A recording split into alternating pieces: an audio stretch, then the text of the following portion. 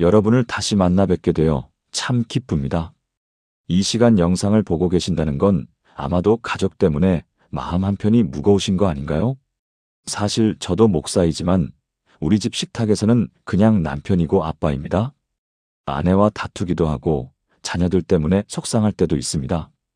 그래서 더 잘 압니다. 가족을 위해 기도한다는 게 얼마나 막막한지를요. 오늘 제가 여러분께 꼭 전하고 싶은 이야기가 있습니다.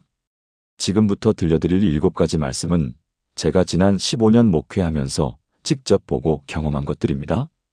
이 채널이 처음이시라면 구독해 주시면 감사하겠습니다. 좋아요는 이 말씀을 필요로 하는 더 많은 가정에게 전해지는 통로가 됩니다. 여러분의 가족 상황을 댓글로 나눠주시면 제가 함께 기도하겠습니다. 무엇이든 좋으니 아멘이라 댓글 남겨주세요.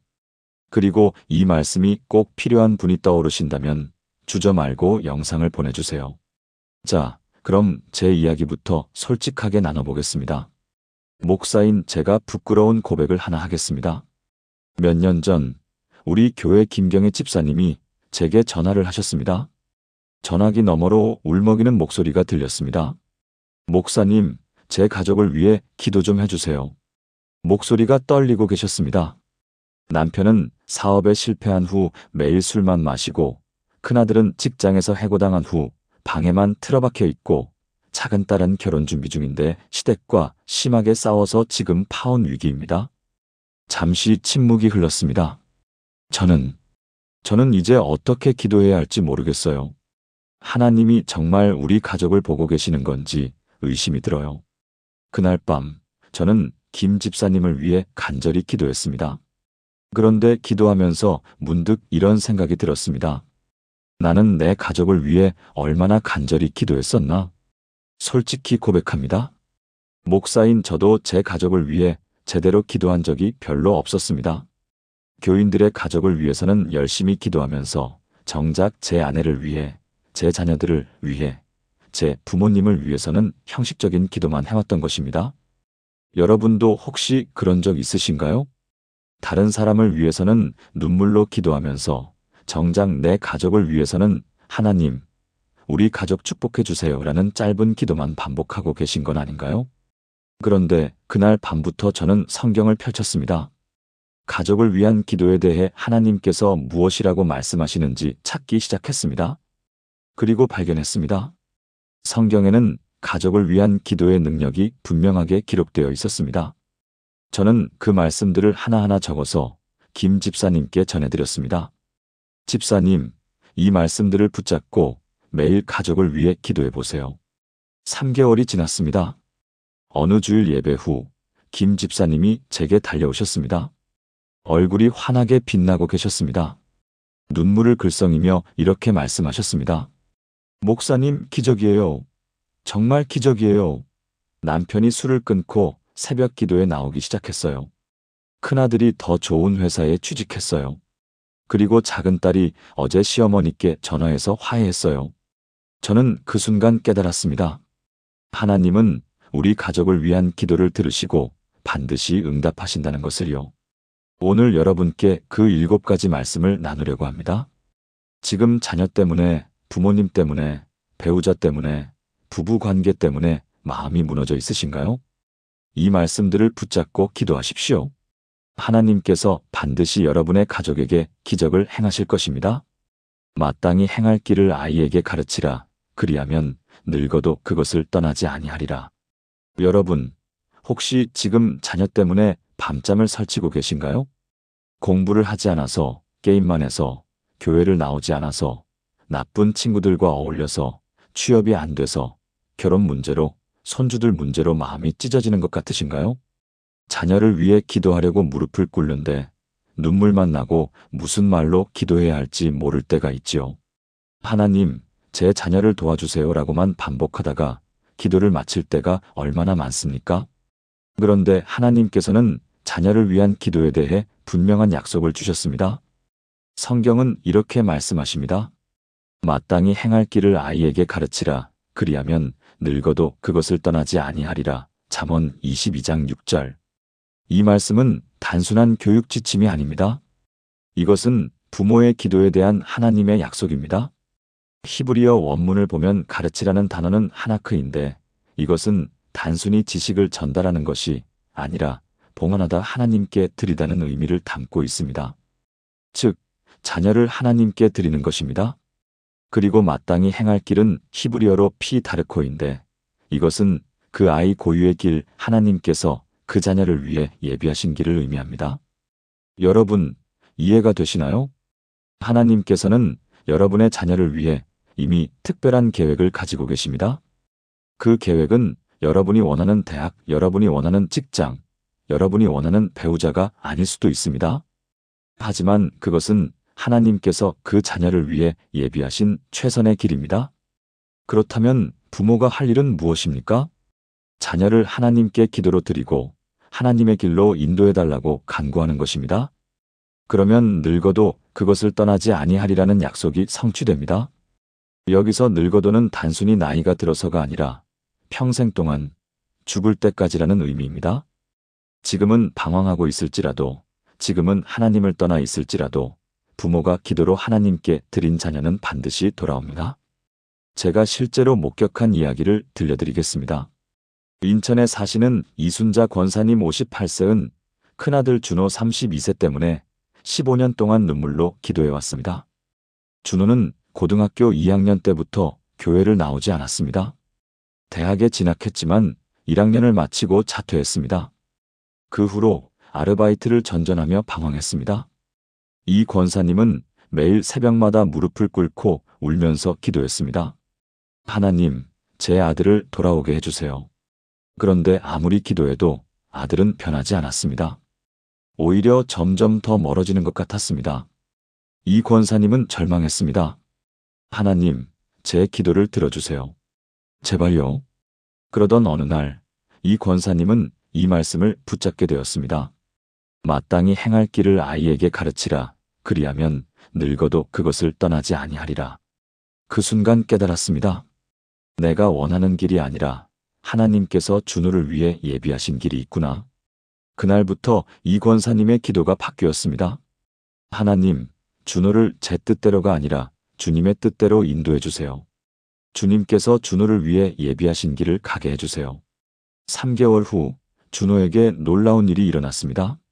준호가 어느 날 갑자기 엄마, 나 요리사가 되고 싶어라고 말했습니다. 이 권사님은 처음에는 실망했습니다. 요리사? 대학도 안 나왔는데?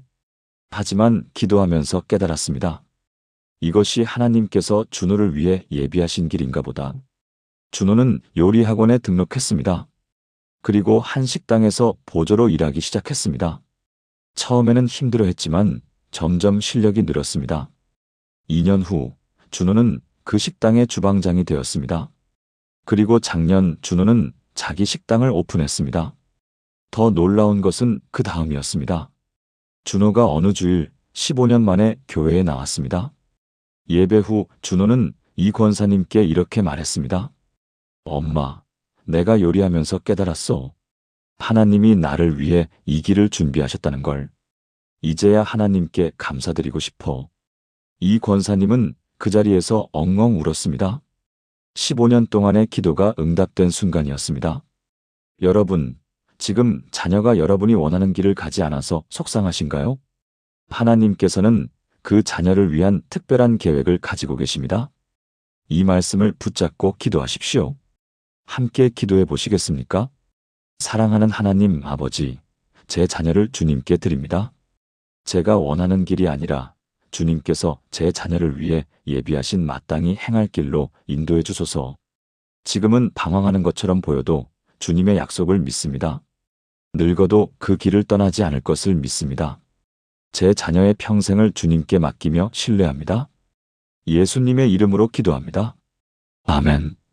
여러분의 자녀를 위한 기도는 반드시 응답됩니다. 내 부모를 공경하라 그리하면 내 하나님 여호와가 내게 준 땅에서 내 생명이 길리라. 부모님을 위해 기도하시는 분 계신가요? 지금 부모님이 연세가 많으셔서 건강이 염려되시나요? 치매 증상이 보이시는데 어떻게 해야 할지 막막하신가요? 부모님이 아직 믿음을 갖지 못하셔서 영혼 구원을 위해 눈물로 기도하고 계신가요? 아니면 부모님과의 관계가 좋지 않아서 마음이 불편하신가요? 부모를 위한 기도는 특별합니다. 왜냐하면 성경에서 부모님에 대한 계명은 하나님과 인간 관계를 다루는 첫 네 계명 다음에 나오는 인간 관계 중 가장 첫 번째 계명이기 때문입니다. 하나님께서 말씀하셨습니다. 내 부모를 공경하라 그리하면 내 하나님 여호와가 내게 준 땅에서 내 생명이 길리라. 출애굽기 20장 12절. 이 말씀은 10계명 중 5번째 계명입니다. 그런데 놀라운 것은 10계명 중에서 약속이 따라오는 유일한 계명이 바로 이것입니다. 그리하면 내 생명이 길리라. 히브리어 원문을 보면 공경하라는 단어는 카베드인데 이것은 무겁게 여기다, 귀하게 여기다, 존중하다는 의미입니다. 단순히 효도하는 것을 넘어서 부모님을 귀한 존재로 여기고 존중하는 것입니다. 그리고 이것은 부모님이 완벽해서가 아닙니다. 부모님이 나를 잘 대해주셔서가 아닙니다. 부모님이 하나님께서 세우신 권위이기 때문입니다. 여러분, 부모를 공경하는 것에는 기도가 포함됩니다. 부모님의 건강을 위해, 부모님의 영혼 구원을 위해, 부모님과의 관계 회복을 위해 기도하는 것이 바로 공경입니다. 그리고 하나님은 약속하셨습니다. 내 생명이 길리라. 이것은 단순히 오래 사는 것만을 의미하지 않습니다. 히브리어 아라크는 연장되다, 풍성해지다, 번성하다는 의미도 포함합니다. 즉, 여러분의 삶이 축복받고 풍성해진다는 약속입니다. 대전에 사시는 최민수 집사님 52세의 이야기를 들려드리겠습니다. 최 집사님의 아버지 78세는 평생 교회를 반대하셨습니다. 최 집사님이 20년 전 교회에 나가기 시작했을 때 아버지는 크게 화를 내셨습니다.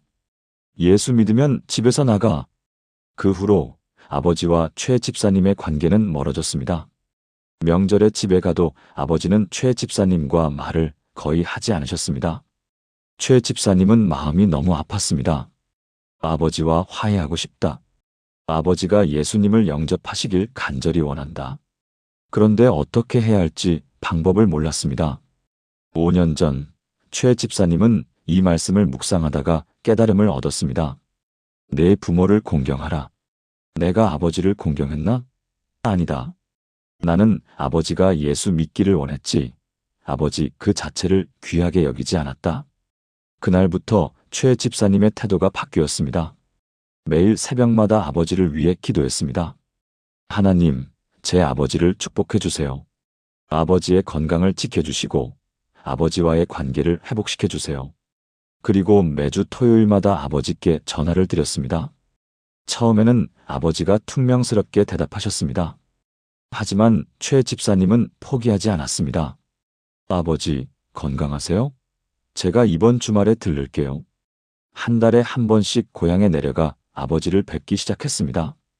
예수 이야기는 하지 않았습니다. 그냥 아버지와 함께 시간을 보냈습니다. 함께 산책하고 함께 식사하고 아버지 말씀을 경청했습니다. 2년이 지났습니다. 어느 날 아버지가 먼저 물으셨습니다. 너 그 교회 일요일마다 가지? 네, 아버지. 그래. 내가 교회 다니면서 많이 변했더라. 전에는 바빠서 집에도 잘 안 왔는데. 최 집사님은 가슴이 뭉클했습니다. 아버지, 제가 교회에서 배운 게 하나 있어요.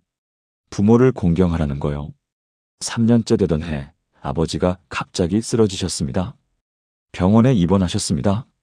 최 집사님은 매일 병원에 가서 아버지를 간병했습니다. 일주일 후 아버지가 회복되어 퇴원하시던 날이었습니다. 아버지가 최 집사님의 손을 꼭 잡으셨습니다. 민수야, 너 믿는 그 예수? 나도 한번 믿어볼까? 최 집사님은 그 자리에서 눈물을 흘렸습니다. 5년 동안의 기도가 응답된 순간이었습니다. 다음 주 일요일 78세의 아버지가 처음으로 교회에 나오셨습니다. 그리고 3개월 후 아버지는 예수님을 영접하셨습니다.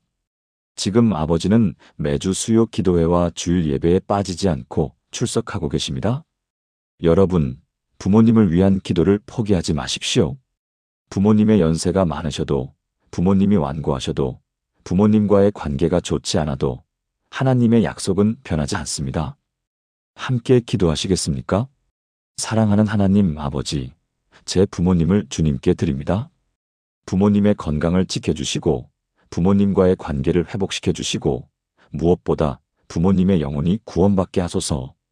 제가 부모님을 진심으로 공경하게 하시고 부모님을 위해 끊임없이 기도하는 자녀가 되게 하소서. 주님의 약속대로 제 생명이 길어지고 풍성해질 것을 믿습니다. 예수님의 이름으로 기도합니다. 아멘. 부모님을 위한 기도는 하나님께서 가장 기뻐하시는 기도입니다.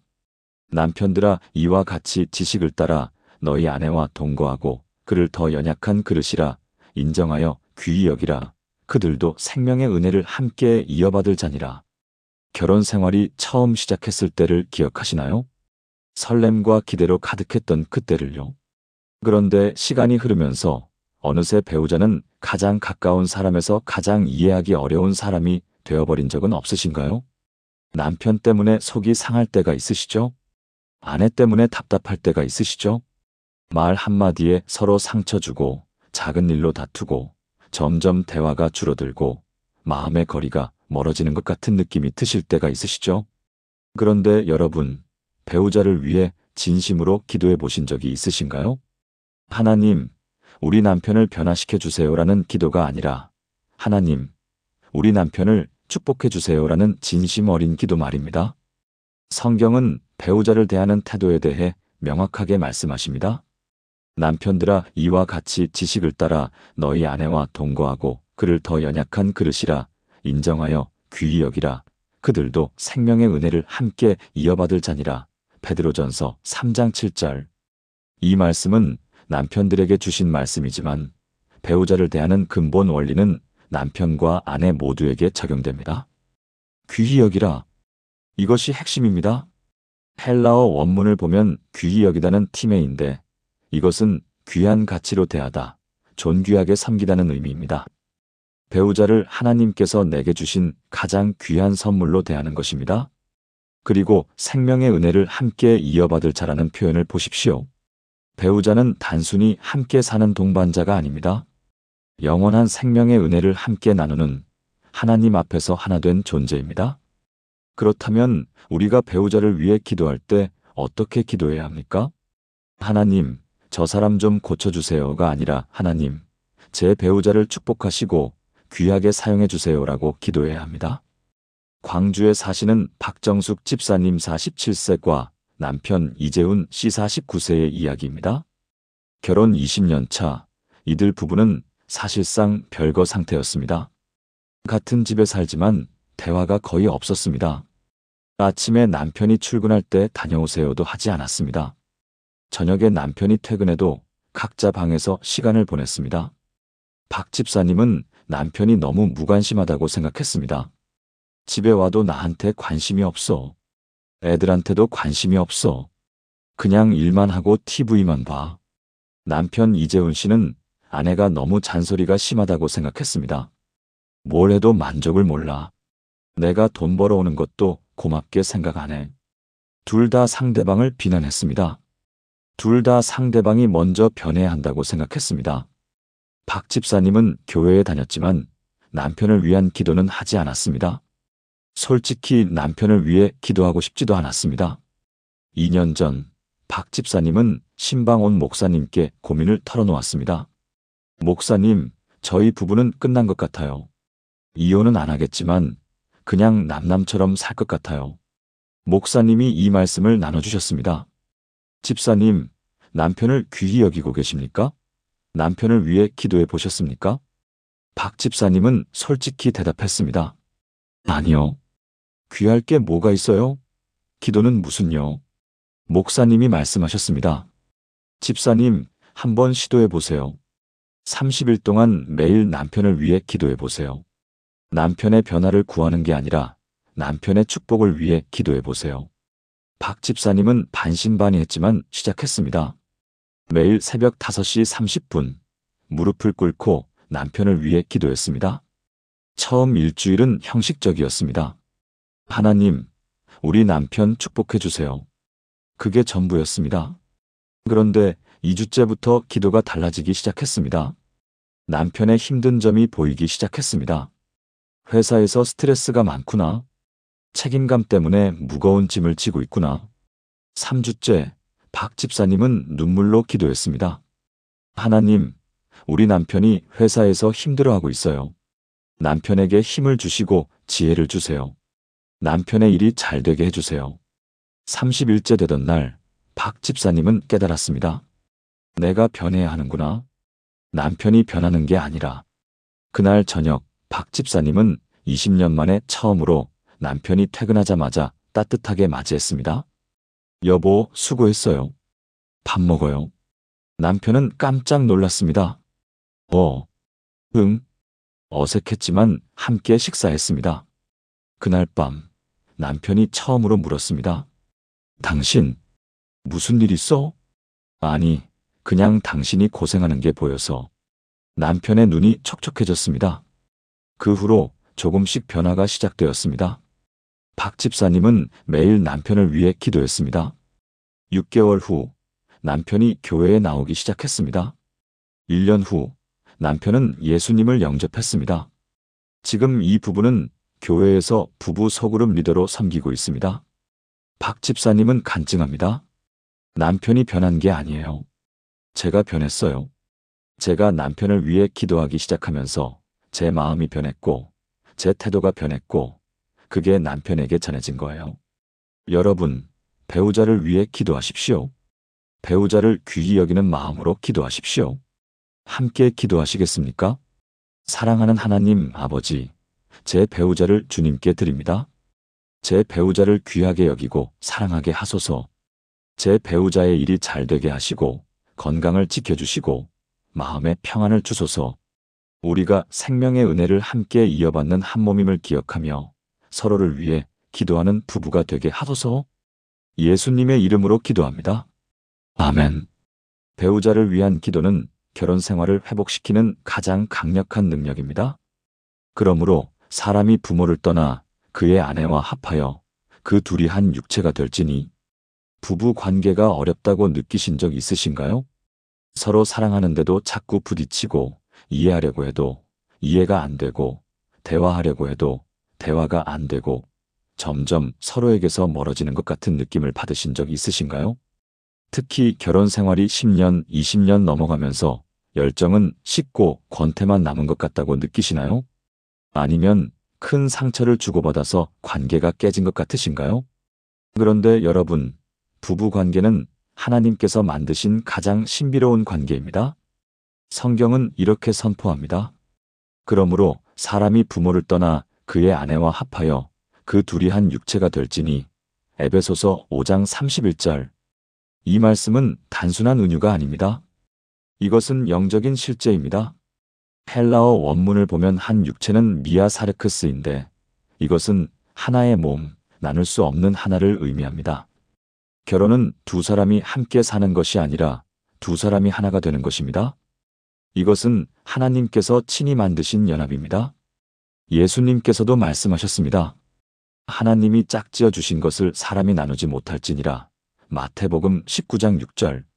여러분, 이해가 되시나요? 부부는 하나님께서 짝지어 주신 것입니다. 우연히 만난 것이 아닙니다. 하나님께서 예비하신 짝입니다. 그렇다면 부부 관계가 어려울 때 우리는 어떻게 해야 합니까? 포기해야 합니까? 아닙니다. 기도해야 합니다. 하나님께서 만드신 관계를 하나님께 맡기고 기도해야 합니다.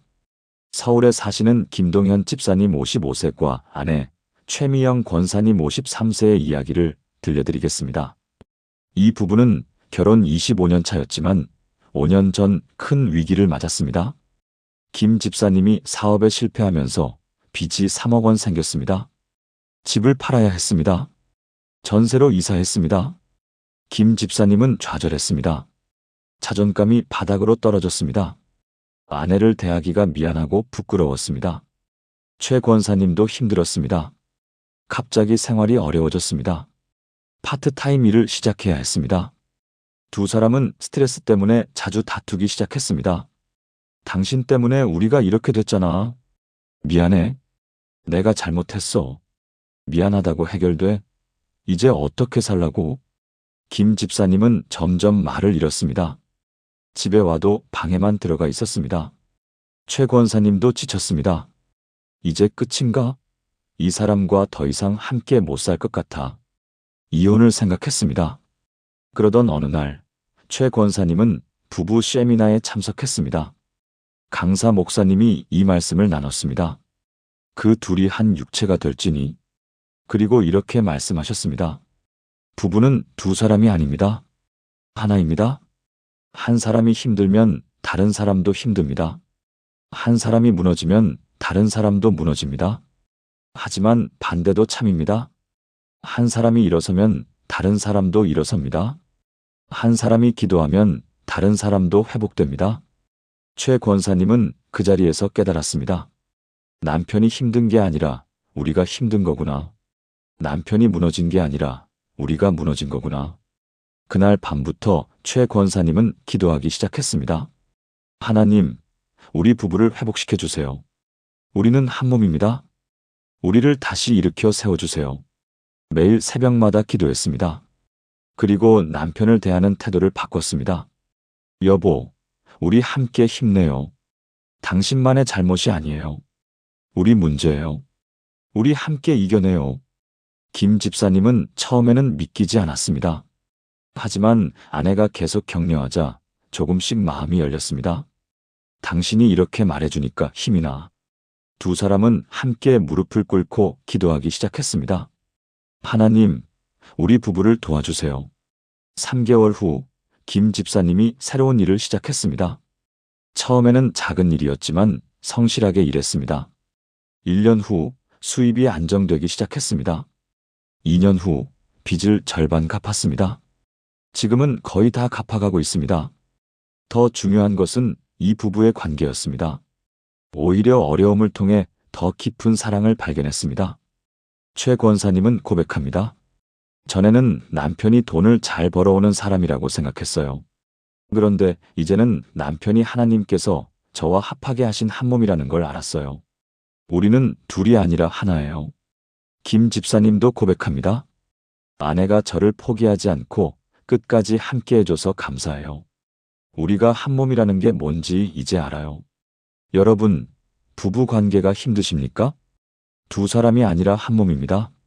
하나님께서 짝지어 주신 관계입니다. 포기하지 마시고 기도하십시오. 함께 기도하시겠습니까? 사랑하는 하나님 아버지, 우리 부부를 주님께 드립니다. 우리는 두 사람이 아니라 주님께서 짝지어 주신 한 몸입니다. 어려움이 와도 시련이 와도 우리를 나누지 못하게 하소서. 서로를 이해하고 용서하며 사랑하는 부부가 되게 하소서. 우리 부부를 회복시키시고 더 강하게 세워주소서. 예수님의 이름으로 기도합니다. 아멘. 부부 관계 회복을 위한 기도는 하나님께서 반드시 응답하시는 기도입니다. 이르시되 너희가 너희 하나님 나 여호와의 말을 들어 순종하고 내가 보기에 의를 행하며 내 계명에 귀를 기울이며 내 모든 규례를 지키면 내가 애굽 사람에게 내린 모든 질병 중 하나도 너희에게 내리지 아니하리니 나는 너희를 치료하는 여호와임이라. 가족 중에 아픈 사람이 있으신가요? 부모님이 연세가 드시면서 이곳저곳 아프신가요? 배우자가 만성질환으로 고생하고 계신가요? 자녀가 건강 문제로 걱정이신가요? 아니면 여러분 자신이 건강이 좋지 않아서 가족들에게 짐이 되는 것 같아 마음이 무거우신가요? 병원에 가고 약을 먹고 치료를 받는데도 낫지 않을 때 마음이 얼마나 답답합니까?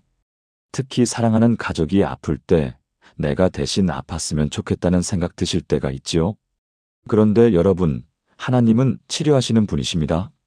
성경은 분명히 선포합니다. 나는 너희를 치료하는 여호와임이라. 출애굽기 15장 26절. 이 말씀은 이스라엘 백성들이 홍해를 건넌 후 광야에서 쓴 물을 만났을 때 하나님께서 주신 약속입니다. 하나님께서 쓴 물을 단물로 바꾸신 후 이렇게 말씀하셨습니다. 히브리어 원문을 보면 치료하는 라파인데 이것은 단순히 병을 고치는 것뿐 아니라 회복시키다, 온전하게 하다, 새롭게 하다는 의미를 포함합니다. 하나님은 단순히 질병만 치료하시는 것이 아니라 온 몸과 마음과 영혼을 온전하게 회복시키시는 분이십니다. 그리고 여호와 라파는 하나님의 이름 중 하나입니다. 이것은 치료가 하나님의 본성이라는 의미입니다. 하나님은 치료하기를 원하십니다. 하나님은 여러분의 가족이 건강하기를 원하십니다. 그렇다면 우리는 어떻게 기도해야 합니까? 하나님, 병을 고쳐주세요라고만 기도하는 것이 아니라 여호와 라파, 치료하시는 하나님, 제 가족을 온전하게 회복시켜 주소서라고 선포하며 기도해야 합니다. 부산에 사시는 장혜숙 권사님 60세의 이야기를 들려드리겠습니다. 장 권사님의 남편 정철수 집사님 62세는 4년 전 암 진단을 받았습니다. 폐암 3기였습니다. 의사는 말했습니다. 수술을 해도 5년 생존율이 30% 정도입니다. 장 권사님은 하늘이 무너지는 것 같았습니다. 결혼 35년, 평생을 함께 살아온 남편이었습니다. 수술을 받았습니다. 항암 치료를 시작했습니다. 남편은 너무 힘들어했습니다. 토하고 머리카락이 빠지고 기운이 없어서 누워만 있었습니다. 장 권사님도 지쳤습니다. 병원과 집을 오가며 간병하는 것이 너무 힘들었습니다. 무엇보다 남편을 잃을 수도 있다는 두려움이 밤마다 엄습했습니다. 하나님, 제발 우리 남편을 살려주세요. 매일 울면서 기도했습니다. 그런데 6개월이 지나도 남편의 상태는 나아지지 않았습니다. 오히려 더 약해지는 것 같았습니다. 장 권사님은 절망했습니다. 이제 정말 끝인가? 그러던 어느 날, 장 권사님은 이 말씀을 묵상하게 되었습니다. 나는 너희를 치료하는 여호와임이라. 그 순간 깨달음이 왔습니다. 하나님의 이름이 치료하시는 하나님이구나. 하나님의 본성이 치료하심이구나. 그날부터 장 권사님의 기도가 바뀌었습니다. 여호와 라파, 치료하시는 하나님, 당신의 이름을 선포합니다. 우리 남편을 치료하소서. 온전하게 회복시켜 주소서. 매일 새벽 5시에 일어나 이 말씀을 붙잡고 기도했습니다. 병원에 갈 때마다 남편에게 이 말씀을 읽어주었습니다. 여보, 하나님은 당신을 치료하시는 분이에요. 우리 함께 믿어요. 남편도 함께 기도하기 시작했습니다. 3개월 후 놀라운 일이 일어났습니다. 정기 검진에서 암세포가 줄어들고 있다는 결과가 나왔습니다. 의사가 말했습니다. 이상하네요. 항암 치료에 이렇게 잘 반응하는 경우는 드문데요. 6개월 후 또 검진을 받았습니다. 암세포가 거의 보이지 않았습니다. 의사가 고개를 갸우뚱했습니다. 기적이네요. 계속 이 상태를 유지하시면 완치 판정을 받을 수 있습니다. 1년 후 정 집사님은 완치 판정을 받았습니다. 장 권사님은 그 자리에서 엉엉 울었습니다. 하나님 감사합니다. 정말 감사합니다. 지금 정 집사님은 건강하게 교회에서 봉사하고 계십니다. 암 투병 중인 환자들을 방문해서 격려하고 기도해주는 사역을 하고 계십니다. 정 집사님은 간증합니다. 하나님은 정말 치료하시는 분이세요. 제가 살아있는 증거예요.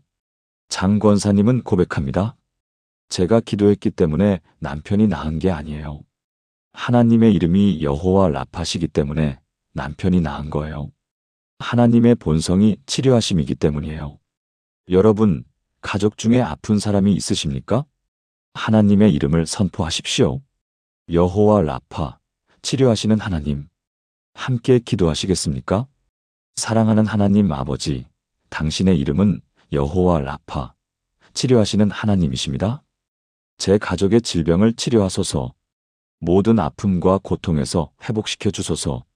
단순히 병만 고치시는 것이 아니라 온 몸과 마음과 영혼을 온전하게 회복시켜 주소서. 당신의 이름을 의지하며 치유를 선포합니다. 예수님의 이름으로 기도합니다. 아멘. 하나님은 여러분의 가족을 치료하실 것입니다. 나의 하나님이 그리스도 예수 안에서 영광 가운데 그 풍성한 대로 너희 모든 쓸 것을 채우시리라. 가족의 경제 때문에 밤잠을 설치신 적 있으신가요? 월급으로 생활비를 감당하기 어려우신가요?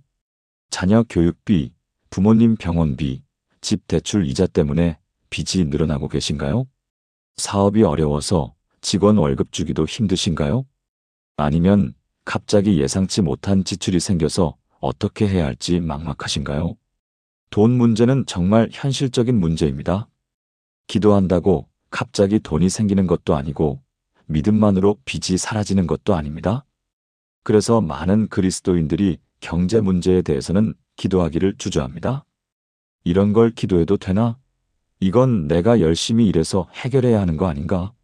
그런데 여러분, 성경은 경제 문제에 대해서도 분명한 약속을 주셨습니다. 사도 바울은 이렇게 선포합니다. 나의 하나님이 그리스도 예수 안에서 영광 가운데 그 풍성한 대로 너희 모든 쓸 것을 채우시리라. 빌립보서 4장 19절. 이 말씀을 자세히 보십시오. 나의 하나님께서 친히 책임지신다는 것입니다. 그 풍성한 대로. 하나님의 풍성함은 무한합니다. 하나님은 부족함이 없으십니다. 너희 모든 쓸 것을, 여러분에게 필요한 모든 것을 의미합니다. 생활비, 교육비, 의료비, 모든 필요가 포함됩니다. 채우시리라. 이것은 약속입니다. 반드시 이루어질 것이라는 확신입니다. 헬라어 원문을 보면 채우다는 플레로오인데 이것은 완전히 채우다, 넘치도록 채우다는 의미입니다. 하나님은 딱 필요한 만큼만 주시는 것이 아니라 풍성하게 채워주십니다. 그렇다면 우리는 어떻게 기도해야 합니까? 하나님, 돈을 주세요가 아니라 하나님, 당신의 풍성함으로 우리 가족의 필요를 채워주소서라고 기도해야 합니다. 대구에 사시는 오성민 집사님 46세의 이야기를 들려드리겠습니다. 오 집사님은 3년 전 회사에서 명예퇴직을 당했습니다. 갑자기 수입이 끊겼습니다. 두 자녀가 대학생이었습니다. 등록금이 걱정이었습니다. 집 대출 이자도 갚아야 했습니다. 아내는 파트타임 일을 시작했지만 턱없이 부족했습니다.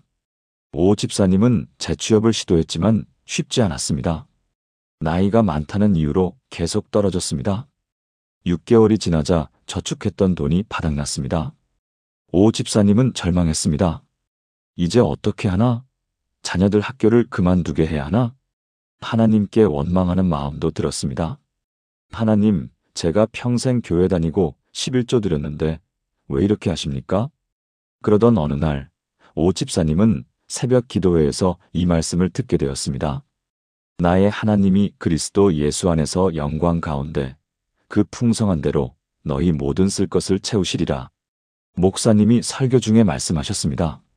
여러분, 하나님은 여러분의 필요를 아십니다. 그리고 반드시 채워주실 것입니다. 포기하지 마십시오. 오 집사님은 그 말씀이 마음에 꽂혔습니다. 그래, 하나님이 채워주시겠지. 그날부터 오 집사님은 이 말씀을 붙잡고 기도하기 시작했습니다. 하나님, 당신의 풍성함으로 우리 가족의 필요를 채워주소서. 매일 새벽마다 이 말씀을 고백했습니다. 그리고 계속 재취업을 시도했습니다. 2개월 후 한 중소기업에서 연락이 왔습니다. 면접을 보러 갔습니다. 사장님이 오 집사님의 경력을 보고 관심을 보였습니다. 경험이 많으시네요. 우리 회사에 꼭 필요한 분이에요. 오 집사님은 그 회사에 입사했습니다. 연봉은 이전 회사의 70% 정도였지만 감사했습니다. 하나님 감사합니다. 6개월 후 오 집사님은 회사에서 인정받기 시작했습니다. 새로운 프로젝트를 맡았습니다. 프로젝트가 성공했습니다. 1년 후 사장님이 오 집사님을 임원으로 승진시켰습니다. 연봉이 이전 회사보다 더 높아졌습니다. 오 집사님은 눈물을 흘렸습니다. 하나님, 정말 감사합니다. 당신의 풍성함을 경험했습니다. 그런데 더 놀라운 일은 그 다음이었습니다. 큰아들이 장학금을 받게 되었습니다. 작은 딸도 학자금 대출을 받을 수 있게 되었습니다. 집 대출도 조건이 좋은 곳으로 전환할 수 있었습니다. 모든 것이 하나하나 해결되기 시작했습니다. 오 집사님은 간증합니다. 제가 이래서 돈을 번 것이 아니에요. 하나님께서 채워주신 거예요. 제가 한 것은 그냥 하나님의 약속을 믿고 기도한 것뿐이에요. 아내 박미경 권사님도 고백합니다. 그때 정말 힘들었어요. 그런데 하나님께서 우리의 모든 쓸 것을 채워주셨어요. 딱 필요한 때에 딱 필요한 만큼, 아니 그 이상으로 채워주셨어요. 여러분, 가족의 경제 문제로 걱정하고 계신가요? 하나님의 풍성함을 의지하십시오. 함께 기도하시겠습니까? 사랑하는 하나님 아버지, 당신은 풍성하신 하나님이십니다. 우리 가족의 모든 필요를 아시는 하나님이십니다. 당신의 풍성한 대로 우리 가족의 모든 쓸 것을 채워주소서. 생활비, 교육비, 의료비, 모든 경제적 필요를 채워주소서. 우리가 당신의 공급하심을 경험하게 하소서. 예수님의 이름으로 기도합니다. 아멘. 하나님은 여러분 가족의 경제를 반드시 책임지실 것입니다. 이르되 주 예수를 믿으라 그리하면 너와 내 집이 구원을 받으리라. 이것이 가장 중요한 기도입니다. 가족이 건강하고 경제적으로 풍요롭고 관계가 좋아도 구원받지 못하면 무슨 소용이 있겠습니까? 지금 여러분의 가족 중에 아직 예수님을 믿지 않는 분이 계신가요? 남편이, 아내가, 자녀가, 부모님이, 형제자매가 교회에 나오지 않으신가요? 몇 년, 아니 몇십 년 동안 전도하고 기도했는데도 여전히 믿음을 갖지 않으셔서 마음이 아프신가요? 내가 천국 가도 저 사람이 없으면 무슨 기쁨이 있을까? 이런 생각 드실 때가 있으시죠?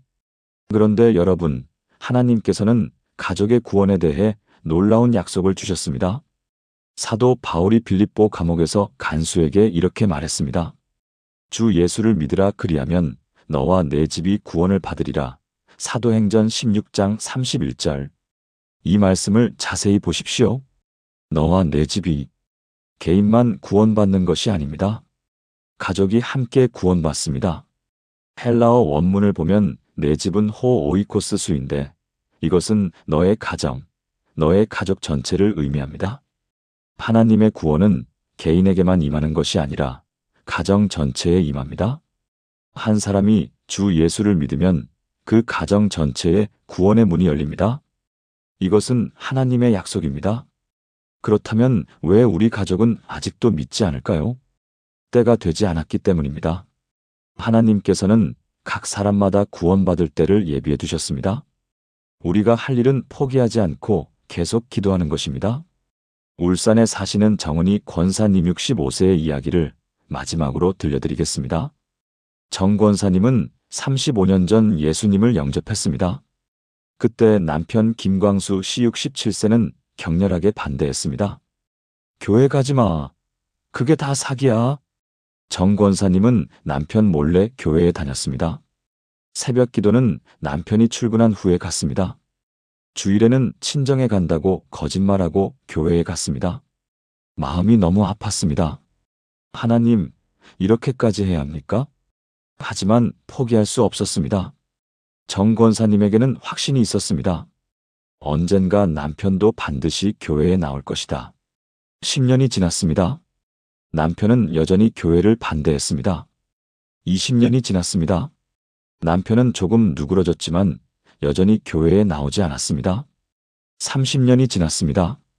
정 권사님은 이제 70세 가까이 되었습니다. 내가 죽기 전에 남편이 교회에 나올 수 있을까? 그래도 기도를 멈추지 않았습니다.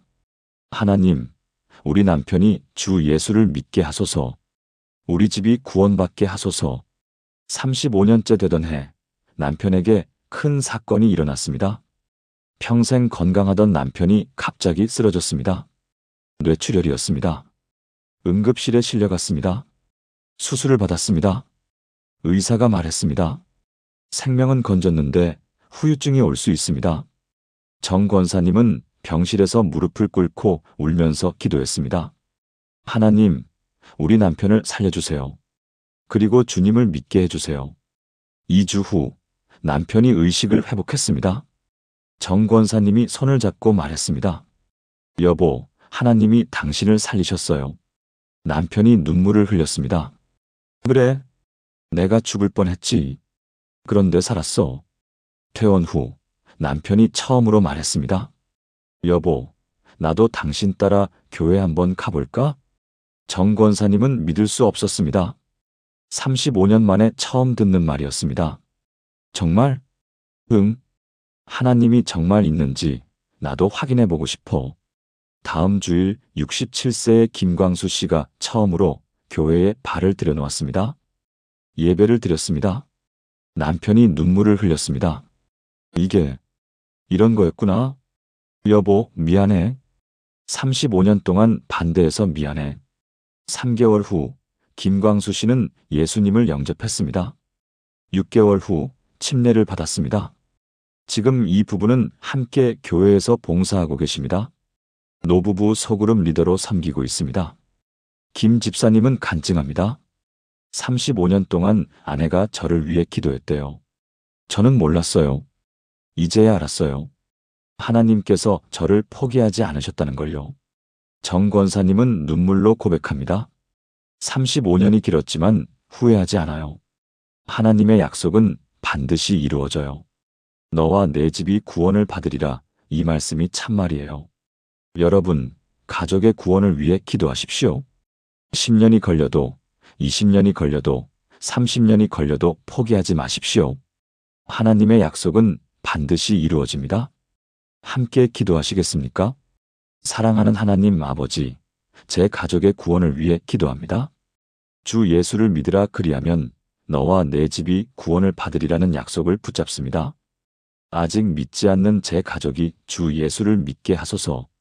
그들의 마음을 여시고 그들의 영혼을 깨우시고 그들에게 구원의 은혜를 부어주소서. 제가 포기하지 않고 끝까지 기도하게 하소서. 우리 집이 구원받을 것을 믿습니다. 예수님의 이름으로 기도합니다. 아멘. 여러분의 가족은 반드시 구원받을 것입니다. 사랑하는 성도 여러분, 지금까지 7가지 말씀을 나눴습니다. 이제 이 모든 말씀을 하나로 엮어 함께 기도하겠습니다. 여러분도 무릎을 꿇고 함께 기도해 주시겠습니까? 전능하신 하나님 아버지, 오늘 이 시간 제 가족을 위한 기도를 드립니다. 오늘 주신 7가지 말씀을 감사드립니다. 자녀를 위한 약속, 부모를 위한 계명, 배우자를 위한 지혜, 부부 관계의 신비, 건강을 위한 치유, 경제를 위한 공급, 그리고 구원을 위한 확신을 감사드립니다. 주님, 제가 고백합니다. 제 자녀는 주님께서 마땅히 행할 길로 인도하실 것을 믿습니다. 지금은 방황하는 것처럼 보여도 늙어도 그 길을 떠나지 않을 것을 믿습니다. 제 부모님을 공경하며 부모님의 건강과 구원을 위해 기도합니다. 제 생명이 길어지고 풍성해질 것을 믿습니다. 제 배우자를 귀하게 여기며 우리가 생명의 은혜를 함께 이어받는 한 몸임을 고백합니다. 우리 부부는 하나님께서 짝지어 주신 한 육체이며 누구도 나눌 수 없음을 선포합니다. 여호와 라파, 치료하시는 하나님, 제 가족의 모든 질병을 치료하소서. 단순히 병만 고치시는 것이 아니라 온 몸과 마음과 영혼을 온전하게 회복시켜 주소서. 주님의 풍성한 대로 우리 가족의 모든 쓸 것을 채워주소서. 경제적 필요, 물질적 필요, 모든 필요를 채워주소서. 무엇보다 주님, 아직 주 예수를 믿지 않는 제 가족이 구원받게 하소서. 너와 내 집이 구원을 받으리라는 약속을 붙잡고 선포합니다. 우리 집 전체가 주님께 돌아오게 하소서. 제가 이 7가지 말씀을 매일 붙잡고 기도하게 하소서. 아침에 일어나면 이 말씀으로 하루를 시작하고 밤에 잠들기 전 이 말씀으로 하루를 마무리하게 하소서. 제 가족을 위한 기도를 멈추지 않게 하소서. 주님께서 제 가족을 사랑하시는 것처럼 저도 제 가족을 사랑하게 하소서. 이 모든 약속이 주님의 신실하심으로 반드시 이루어질 것을 믿습니다. 제 가족에게 기적이 일어날 것을 믿습니다. 제 가족이 주님의 영광을 드러내는 가정이 될 것을 믿습니다. 살아계신 예수 그리스도의 이름으로 기도합니다. 아멘. 사랑하는 성도 여러분, 오늘 함께 나눈 가족을 위한 기도의 7가지 말씀을 기억하시나요? 첫째, 자녀를 위한 기도입니다. 마땅히 행할 길을 아이에게 가르치라. 그리하면 늙어도 그것을 떠나지 아니하리라. 둘째, 부모를 위한 기도입니다. 내 부모를 공경하라. 그리하면 내 생명이 길리라. 셋째, 배우자를 위한 기도입니다. 배우자를 귀히 여기며 생명의 은혜를 함께 이어받는 자로 대하라. 넷째, 부부관계 회복을 위한 기도입니다. 그 둘이 한 육체가 될지니 하나님이 짝지어 주신 것을 사람이 나누지 못하리라. 다섯째, 가족의 건강을 위한 기도입니다. 나는 너희를 치료하는 여호와라. 여섯째, 가족의 경제를 위한 기도입니다. 나의 하나님이 그 풍성한 대로 너희 모든 쓸 것을 채우시리라. 일곱째, 가족의 구원을 위한 기도입니다. 주 예수를 믿으라 그리하면 너와 내 집이 구원을 받으리라. 이 7가지 말씀을 매일 붙잡고 기도하십시오. 오늘 김경희 집사님의 이야기로 시작했지요. 3개월 만에 가족 전체에 기적이 일어났습니다. 인천의 이순자 권사님은 15년 동안 아들을 위해 기도했고 아들이 돌아왔습니다.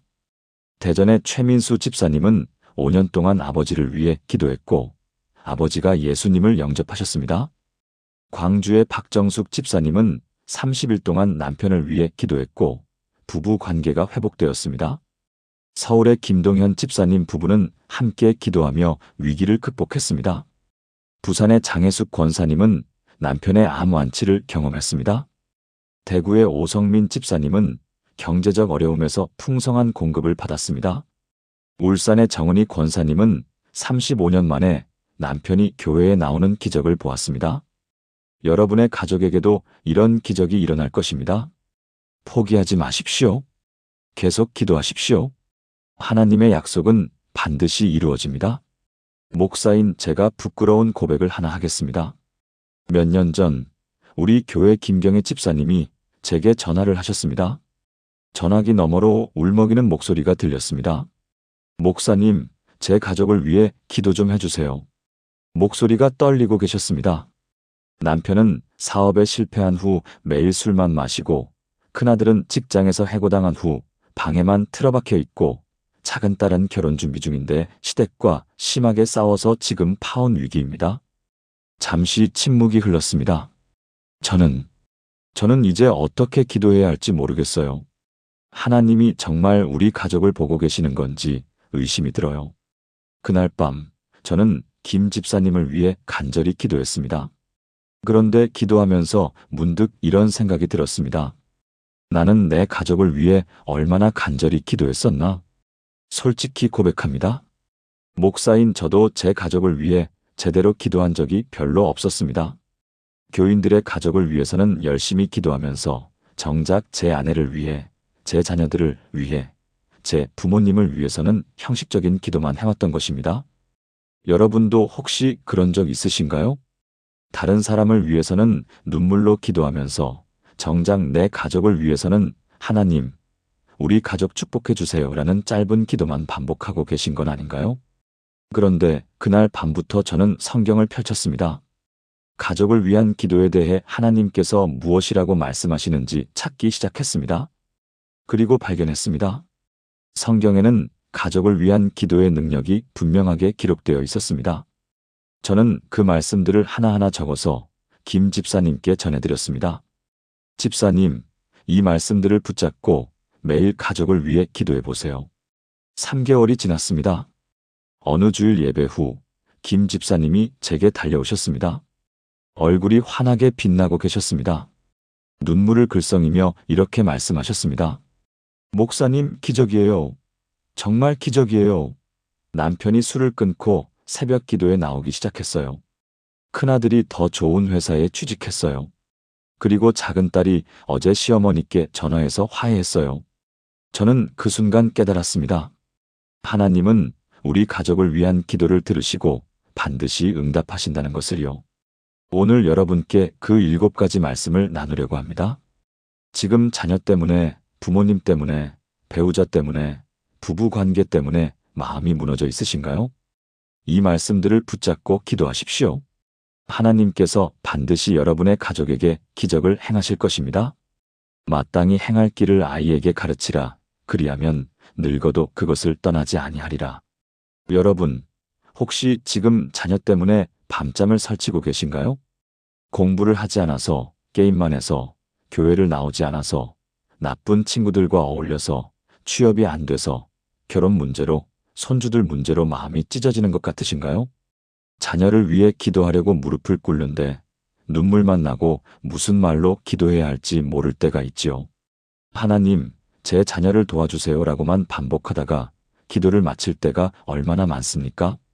그런데 하나님께서는 자녀를 위한 기도에 대해 분명한 약속을 주셨습니다. 성경은 이렇게 말씀하십니다. 마땅히 행할 길을 아이에게 가르치라. 그리하면 늙어도 그것을 떠나지 아니하리라. 잠언 22장 6절. 이 말씀은 단순한 교육 지침이 아닙니다. 이것은 부모의 기도에 대한 하나님의 약속입니다. 히브리어 원문을 보면 가르치라는 단어는 하나크인데 이것은 단순히 지식을 전달하는 것이 아니라 봉헌하다 하나님께 드리다는 의미를 담고 있습니다. 즉, 자녀를 하나님께 드리는 것입니다. 그리고 마땅히 행할 길은 히브리어로 피다르코인데 이것은 그 아이 고유의 길, 하나님께서 그 자녀를 위해 예비하신 길을 의미합니다. 여러분, 이해가 되시나요? 하나님께서는 여러분의 자녀를 위해 이미 특별한 계획을 가지고 계십니다. 그 계획은 여러분이 원하는 대학, 여러분이 원하는 직장, 여러분이 원하는 배우자가 아닐 수도 있습니다. 하지만 그것은 하나님께서 그 자녀를 위해 예비하신 최선의 길입니다. 그렇다면 부모가 할 일은 무엇입니까? 자녀를 하나님께 기도로 드리고 하나님의 길로 인도해달라고 간구하는 것입니다. 그러면 늙어도 그것을 떠나지 아니하리라는 약속이 성취됩니다. 여기서 늙어도는 단순히 나이가 들어서가 아니라 평생 동안 죽을 때까지라는 의미입니다. 지금은 방황하고 있을지라도, 지금은 하나님을 떠나 있을지라도 부모가 기도로 하나님께 드린 자녀는 반드시 돌아옵니다. 제가 실제로 목격한 이야기를 들려드리겠습니다.